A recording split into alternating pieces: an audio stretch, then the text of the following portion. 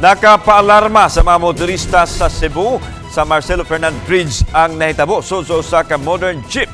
Kinihuman gibandera sa usa ka pasahero ang gidani ini nga kutsilyo.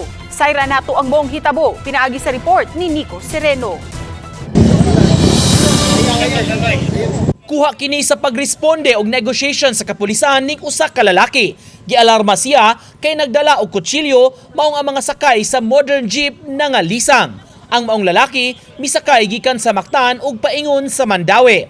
Apan pag-abot sa Taytayan, misulti kuno nga dili pa kanaugon ang mga tawo. Minaog yun hinuon ang driver aron mabangilan ang sakyanan ug dili mulahos padulhog sa ubos. Ano lang siya, ayaw mo ganaw ka, dirira mo. Pero ang siya, diara sa Lulus Portari, pungko, ang pasayro dito sa tumoy.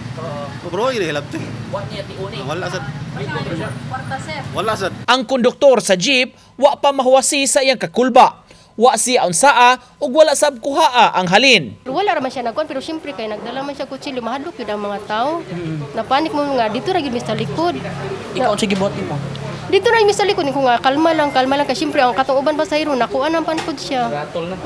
Sa Police Station 5 gidala ang maong lalaki. Nangayo siya dispensa sa hitabo ug sa namugna sa iyang gihimo. Apan wa kuno siya tinguhang dautan alang sa laing tawo. Na-recover sab ang kutsilyo nga gidala-dala ni ini. Wa man silang sumog-sumog. Ako man silang ipadaplin gud. Padaplin ako ba? Mga may man pud to sila. Mga may tao ba tao.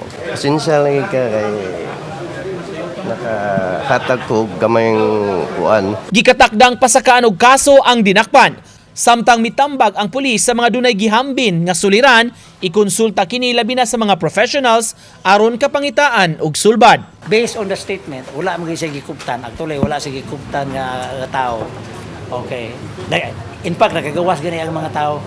Okay. Og napatoy kuan sa hostage, diha siya sa kalsada nagkuhan. O diha siya sa pultahan. Pagabot ito, naglingkod naman siya.